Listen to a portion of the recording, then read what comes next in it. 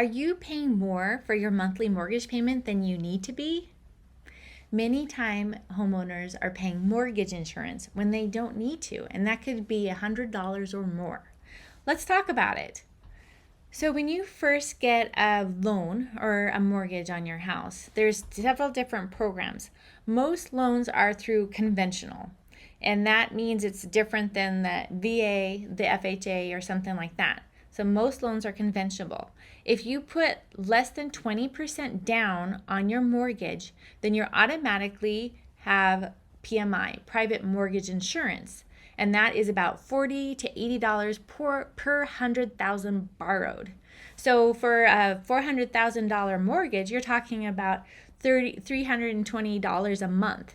So that could be really important. So what happens is that will eventually drop off when you basically have paid down the principal to 78% of the home's value.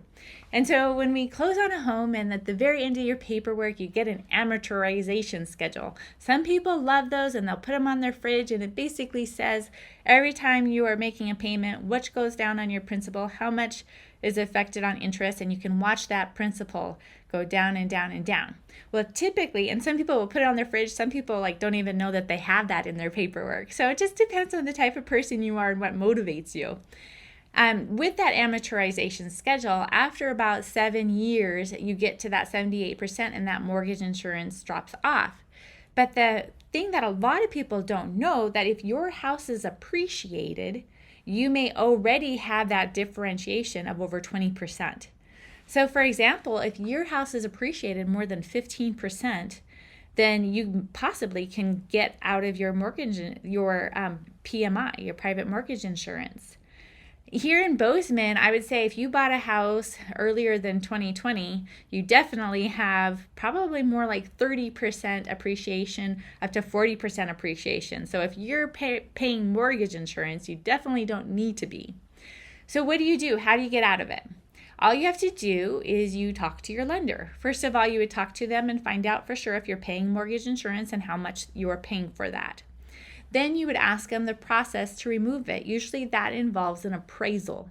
And then you can find out, is this, what is the appraisal cost? So because you want to make up that value. So if the appraisal is like $500 and you're paying $100 a month, it would take 5 months for that to really pay for itself and then it really to benefit you.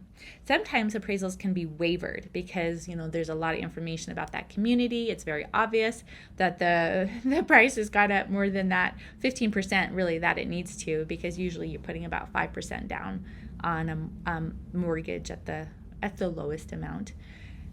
So it's just a simple conversation. If you have questions on it, feel free to call me. I'm Tara Wolf with Wolf Realty and Keller Williams Montana Realty.